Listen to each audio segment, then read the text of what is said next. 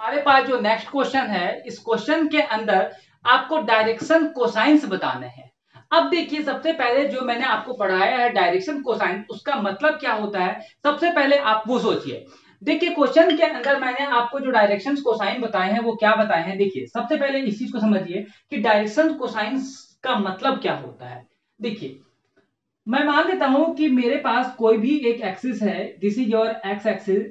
इसको हम लोग मेनली, यदि आप लोग जो आपकी रेफरेंस बुक है आप लोग देखेंगे तो वहां से हम लोग एक्स इसको बोलते हैं, वाई इसको बोलते हैं, और जेड हम लोग मेनली इसको बोलते हैं।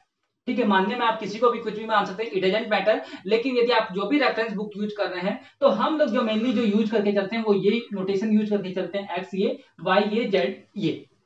अब देखो, इस x का मतलब क्या होता है, x का मतलब रियल में होता है कि ये जो जो लाइन जो आपको दिख रही है ये आपके पास अपवर्ड है। अपवर्ड का मतलब क्या हुआ है, अब मैं इसको अपवर्ड तो दिखा नहीं पाता हूं, इसलिए मैंने इसको इस तरीके से दिखाया हुआ है। तो देखिए, यहां पर ये क्या हुआ, कुछ इस तरीके का बन गया कि देखो जैसे ये है, तो यहां पर जेड एक्सिस ये हो गया, वाई एक्सिस ये हो गया, और जो एक्स एक्सिस है ये तीनों हमेशा क्या होंगे, 90 डिग्री के ऊपर होंगे। बात समझ में आ गई, कोई दिक्कत है यहां पर? चलो, अब देखो बात यहां पर आती है कि जैसे ये तीन एक्सिस हैं, जो भी है एक्स वाई जेड, इसमें कोई सा भी मान लो, तीन एक्सिस हैं, तीनों 90 डिग्री पर हैं। कोई भी ये ओरिजिन है, इस ओरिजिन से कुछ एंगल के ऊपर कोई भी एक वेक्टर है। समझ में आ गया, कोई भी एक वेक्टर है इस ओरिजिन से कुछ एंगल के ऊपर है। बात समझ में आ गई। तो देखो, ये जो एक्सिस है मतलब पॉजिटिव एक्सिस के साथ कितने डिग्री का एंगल बनाएगा, दिस इज योर डायरेक्शन। ठीक है, यहां पे मैं कोसाइन की बात नहीं कर रहा हूं, यहां पे मैं डायरेक्शन की बात कर रहा हूं। ठीक है, तो यहां पर देखिए, मैं मान लेता हूं कि मेरे पास कोई भी एक वेक्टर है और इस वेक्टर को मैंने यहां पर दिखा दिया। मान लो this point is O and this point is P. ठीक, अब देखो यहां पर जैसे कि मैं बात कर रहा हूं, एक्स एक्सिस इस लाइन के साथ कितने डिग्री का एंगल बनाएगी। ये जो ओपी वेक्टर है, इस ओपी वेक्टर के साथ ये जो एक्सिस है, मतलब पॉजिटिव एक्सिस की बात कर रहा हूं, ये कितना एंगल बनाएगी, दिस इज द एंगल। ठीक, अब देखो यहां पे मैं वाई एक्सिस के साथ बता रहा हूं कि ये कितने डिग्री का एंगल बनाएगा, और यहां पर ये जेड कितने डिग्री का एंगल बनाएगा। This is your direction, this is your direction. लेकिन अब देखो यहां पर जो दिक्कत आती है, ये कोसाइन का मतलब क्या है। कोसाइन का मतलब क्या समझते हैं यहां पर, देखो यदि मैं जिस तरह मैं तुम लोग को यहाँ पर x तो मैं नहीं लूंगा। देखो, कुछ बुक्स वाले क्या करते हैं कि x को यहाँ के बजाय आप देखेंगे तो बुक्स वाले कुछ ऐसे भी कर देते हैं, तो कंफ्यूज मत होना। ये और ये दोनों ही बात सेम है, क्यों, क्योंकि देखो जिससे ये तुम्हारे पास कोई भी 3D है, मतलब कि एक्स वाई जेड एक्सिस है, और इसके अंदर एंगल चाहे तुम यहां से लो। देखो रियल में जैसे मैं बात करता हूं, मान लो ये वाला है, तो इसके साथ ये वाला एंगल हुआ, कौन सा वाला, ये वाला एंगल हुआ हमारे पास। समझ पा रहे हो ना, ये वाला एंगल। तो देखो यहां पर हम लोग को रियल में तो ये एक लाइन है, रियल में तो ये लाइन है, मतलब क्या हुआ, रियल में तो जो हमारे पास जो एंगल है एक्स का, रियल में एंगल तो वो ये है, ये वाला एंगल है। समझ पा रहे हो ना, रियल में एंगल हमारे पास यही वाला है। तो चाहे तो तुम इधर से घुमा के दिखा दो, चाहे इधर से घुमा के दिखा दो, रियल में जब आप इसको 3D में देखेंगे तो दोनों की तरफ से बात आपके पास सेम ही पड़ेगी। ठीक है, अब देखो यहां से पूछता है डायरेक्शन कोसाइन, तो डायरेक्शन कोसाइन के अंदर आपको पता चल गया कि हम लोग को क्या करना होता है, हम लोग को एंगल देखना होता है पॉजिटिव एक्सिस के साथ। मैं हर बार बोल रहा हूं पॉजिटिव एक्सिस के साथ। ठीक, यदि 3D में होता तो मैं इसको नेगेटिव एक्सिस के साथ बोल सकता था। ठीक, उसके अंदर क्या होता है, जैसे यहां पर तो आपको एरो हेड दे दिया, होने में ये क्या होता कि ये जो वेक्टर है ये आपके पास इधर की तरफ आ जाता। तो उस केस में क्या होता, जिसे ये एंगल मान लीजिए, जैसे कि फॉर एग्जांपल मैं बोल दूं, यहां पर ये जो एंगल है इसको मैंने बोल दिया अल्फा, इसको मैंने बोल दिया बीटा, और इसको मैंने बोल दिया गामा। अल्फा एक्स के साथ अल्फा, इसके साथ बीटा, एंड इसके साथ गामा। ठीक है, लेकिन यदि जो बाकी का जो एंगल है, जैसे कि मान लीजिए जैसे ये आपके पास कितना एंगल है, बीटा एंगल है। ठीक, यदि आप नेगेटिव एक्सिस में देखोगे तो पूरा कितना हो गया, 180 हो गया। पूरा कितना हो गया, 180। 180 में से बीटा को माइनस कर दो तो नेगेटिव एंगल मिल जाएगा, कितना, पाई माइनस बीटा।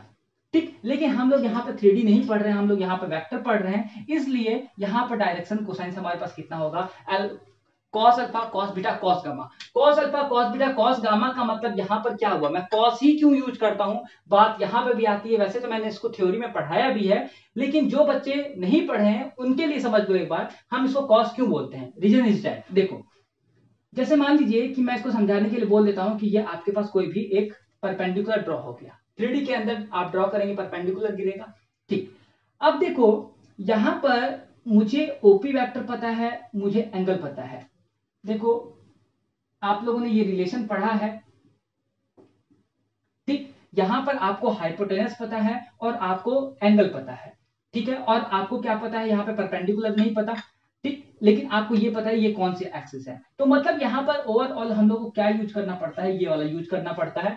दूसरे तरीके से आप ये समझे तो यदि मैं इसको कंपोनेंट में भी देखूंगा तो ये वाला हमारे पास बच जाएगा, तो कॉस की फॉर्म में ही कन्वर्ट होगा क्योंकि एंगल की बात कर रहा है यहाँ पर। अब देखो यहां से बच्चों यदि आप लोग देखेंगे तो इसको मैं क्या लिख सकता हूं, कॉस बीटा की जो वैल्यू है वो कितनी होगी, बेस अपॉन हाइपोटेनस। यदि मैं इसकी बात करूं तो बेस आपके पास कितना हो गया, इस बेस को मैं पूरे को मैं मान लेता हूं कि ये कितना है हमारे पास एक्स है, स्मॉल एक्स है। तो इसकी वैल्यू कितनी हो गई, स्मॉल एक्स।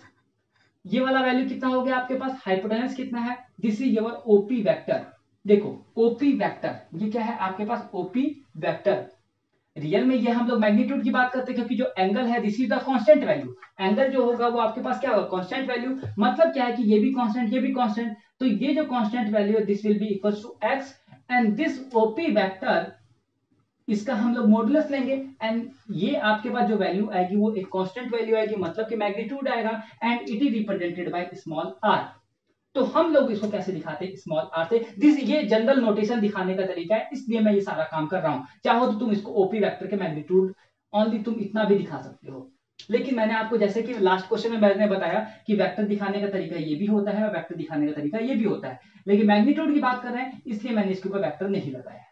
तो कॉस बीटा की वैल्यू आ गई। सिमिलरली यदि आप इसके अंदर देखना चाहेंगे तो कितना आएगा, देखो कॉस गामा की बात कर लेते हैं हम लोग, इसको मैंने गामा बोला हुआ है। तो देखो इसमें जिस साइड के ऊपर एंगल बनता है उसको हम लोग क्या बोलते हैं, बेस बोलते हैं। तो इसके अंदर हाइपोटेनस तो आपको पता है ओपी, तो यहां से देखेंगे तो कितना है, बेस अपॉन हाइपोटेनस। अब देखो इस एक्सिस को मैं बोल देता हूं कितनी, स्मॉल जेड मान लेता हूं। क्या बोल देता हूं इसको मैं, स्मॉल जेड मान लेता हूं। तो यहां पर कितना हुआ, small Z divide by R. Small Z समझ पाओगे ना, मैंने स्मॉल लिखा हुआ है इसको, तो इसको समझ लेना this is the small Z, ठीक। तो small Z divide by R, R कौन सा हाइपोटेनस वाला, तो ये आपके पास आर हो गया। सिमिलरली यदि ये वाली लाइन आपके पास हवा में होगी मतलब परपेंडिकुलर होगी, तो यहां से देखोगे तो एंगल कितना हो गया, गामा। तो यहां से मैं बोल सकता हूं कि कॉस अल्फा की वैल्यू कितनी हो गई, ये आपके पास क्या था, एक्स ये था ना, तो ये y था। तो हम लोग एक काम करते हैं इसी को y ही मान लेते हैं क्योंकि y एक्सिस के अलोंग है। तो ये कितना हो गया, x बाई आर हो गया। फर्क कुछ नहीं पड़ेगा, लेकिन बस ये है कि x एक्सिस के अलोंग थोड़ा सा याद रहेगा कि x by R, y by R and z by R, ठीक है। और इसी चीज को cos बीटा को हम लोग क्या बोलते हैं, l, cos अल्फा को हम लोग बोलते हैं l, cos बीटा को हम लोग बोलते हैं क्या चीज, m, और cos गामा को क्या बोलते हैं, n। ये चीज मैंने आपको पढ़ाई हुई है और this is known as direction cosines, क्योंकि जो एंगल है उस एंगल के साथ हम लोगों ने क्या लिया हुआ है, कॉस लिया हुआ है, इसलिए हम लोग इसको क्या बोलते हैं, डायरेक्शन कोसाइंस, ठीक। बात समझ में आ गई। अब आपको क्या बोल रहा है क्वेश्चन के अंदर, क्वेश्चन के अंदर बोल रहा है find the direction cosine of this vector. इस वेक्टर के अंदर क्या है, आई भी है, जे भी है, के भी है, मतलब कि इसके अंदर एक्स एक्सिस के साथ भी एंगल बनेगा, वाई के साथ भी और जेड के साथ भी। जब तीनों एक्सिस के साथ एंगल बनेगा तो मतलब क्या है, आपको डायरेक्शन कोसाइन इसके फाइंड आउट करने हैं। मतलब you have to find the value of L, M and N. आपको इन तीन चीज की वैल्यू फाइंड आउट करना है। तो आप इसके डायरेक्शन कोसाइंस कैसे निकालेंगे, देखो सबसे पहले डायरेक्शन कोसाइंस के अंदर आपको हमेशा क्या मिलता है, क्या मिलता है, ओनली उसकी डायरेक्शन मिलती है, मैग्नीट्यूड नहीं मिलता है। अब देखो यहां से ए वेक्टर कितना है आपके पास, आई प्लस जे माइनस का 2k कैप, 2k कैप। सबसे पहले मैं क्या करूंगा, मुझे ओनली डायरेक्शन चाहिए होती है क्योंकि मुझे यहां पर ये मान लीजिए कि एलिमेंट जो है उसके अंदर मैं सबसे पहले क्या करूंगा, मतलब मैं तुम्हें समझाने की कोशिश कर रहा हूं, यदि ये चीज नहीं भी समझ में आई है तो कोई बात नहीं। सीधा याद रखो जब भी तुमसे डायरेक्शन कोसाइन पूछेगा तो तुम्हें क्या करना है कि जो भी क्वेश्चन गिवन है उस क्वेश्चन के अंदर तुम उसको सबसे पहले यूनिट वेक्टर की फॉर्म में कन्वर्ट करो। तो देखो यहां से यूनिट वेक्टर की फॉर्म में कन्वर्ट करोगे तो यूनिट वेक्टर का फॉर्मूला क्या होता है, ये वाला A cap equal to this. तो यहां से ए कैप की वैल्यू बच्चों देखिए कितनी आ गई, ए वेक्टर आई कैप प्लस जे कैप माइनस का 2k cap divide by its modulus. Modulus की वैल्यू यहां से कितनी आएगी, देखिए coefficient of this plus coefficient of this and coefficient of this का स्क्वायर। यही फॉर्मूला होता है एक्स का स्क्वायर प्लस वाई का स्क्वायर प्लस जेड का स्क्वायर। तो यहां से कितना वैल्यू बच गया आई, चलो मैं इसको अलग अलग ही लिख लेता हूं, एक प्लस कितना 4, तो टोटल वैल्यू हमारे पास कितनी हो गई 1 + 1 + 4 कितना हो गया 6, मतलब कि √6 हो गई। यहां से आप इसको लिखेंगे तो j/√6 हो गई, यहां से 2/√6 इंटू के कैप, यही लिखेंगे। तो देखो मैं सीधा सीधा ये चीज याद रखो कि यहां पर हमारे पास जब भी हम किसी भी वेक्टर को यूनिट वेक्टर की फॉर्म में कन्वर्ट कर लेंगे तो आई जे के के जो कोफिशिएंट्स होते हैं वही उसके डायरेक्शंस कोसाइंस होते हैं। ये चीज हम लोगों ने प्रूफ भी की हुई है। क्या चीज, एक बार मैं फिर से रिपीट कर देता हूं, मैंने क्या बोला कि जब भी हम लोग किसी भी क्वेश्चन के अंदर डायरेक्शंस कोसाइन निकालते हैं तो डायरेक्शंस कोसाइन निकालने के अंदर जिस भी वेक्टर का हम लोग को निकालना है तो सबसे पहले उसको आप लोग क्या कीजिए, क्या करोगे, उस वेक्टर को आप लोग हमेशा यूनिट वेक्टर की फॉर्म में कन्वर्ट करो। यूनिट वेक्टर के अंदर तीनों के कोफिशिएंट्स 1 1 1, तब इसकी जाके डायरेक्शन देखो कि इसकी डायरेक्शन कितनी आएगी। अब देखो x का कितना कॉफिशिएंट है, y का कितना कॉफिशिएंट है, z का कितना कॉफिशिएंट है, इन दोनों के जो कॉफिशिएंट्स होंगे वही क्या होते हैं LMN। और LMN का मतलब क्या हुआ, this will be equal to cos alpha, this will be equal to cos beta and this will be equal to cos gamma. तो यहां से हमारे पास L की वैल्यू कितनी आ गई कॉफिशिएंट की 1/√6। यहां से मैं बात करूं m की तो कितना हो गया 1/√6 और n की वैल्यू बात करूं तो कितना हो गया -2/√6। और यही वैल्यू LMN जो है वही हमारे पास क्या होता है cos alpha, cos beta and cos gamma. तो हम लोग यहां से बोल सकते हैं कि यहां पर जो डायरेक्शंस कोसाइंस है इसका आंसर देखिए कौन सा मैच कर रहा है, ऑप्शन नंबर फर्स्ट। तो मतलब हमारे पास जो फर्स्ट ऑप्शन है यही क्या है इसके डायरेक्शंस कोसाइन। तो सीधा सीधा समझाने के लिए मैंने बता दिया, नहीं समझ में आया कोई दिक्कत नहीं है, सीधा सीधा ये समझो कि कोई भी वेक्टर गिवन है उसका यूनिट वेक्टर निकालो और फिर यूनिट वेक्टर के बाद जो उसके जो कोफिशिएंट्स होंगे आई जे के वही उसके डायरेक्शंस कोसाइंस होते हैं। समझ में आ गया, ओके।